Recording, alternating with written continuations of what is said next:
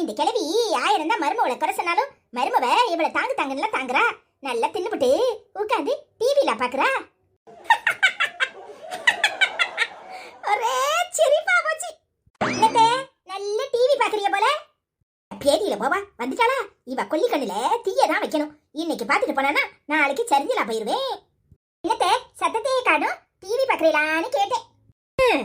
அதை ஏன் கேக்குற பார்வதி? மனசெல்லாம் ஒரே மன உளைச்சல். என் புருஷன் ஞாபகம் வந்துட்டு அதை எப்படி தாங்க போறனோன்னு நினைச்சு வேதனையா இருந்துச்சு பாத்துக்க. அதான் செத்த நேரம் என்னத்தையாவது பார்த்து சிரிக்கிற மாதிரி நடிப்போம். அப்புறம் அந்த கவலை அத்து போயிரும் நினைச்சுதான் இப்படி உட்காந்து வெட்டித்தனமா சிரிச்சுக்கிட்டு இருக்கேன். உனக்கு என்ன? வா பார்வதி வா, வந்து உட்காரு.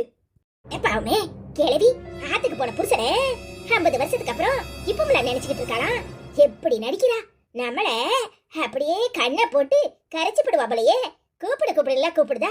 இவ ஒப்பாரிய கேட்கறதுக்கா இங்க வந்தோம்? பேசாம நகர்ந்து போட வேண்டியதான்.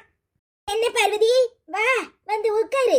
நீங்க வேற என்ன பண்ணுதீனே பாக்கிறதுக்கு வந்தேன். அடுப்புல ஒலைய வச்சிருக்கேன், அப்புறமா நான் வாரேன். போயிட்டா நிம்மதியா ஒரு படத்தை பார்க்க விட்டாளா? ஐயோ வடிவேல படுத்த அடிச்சாட்டியன் பார்க்க முடியலையே.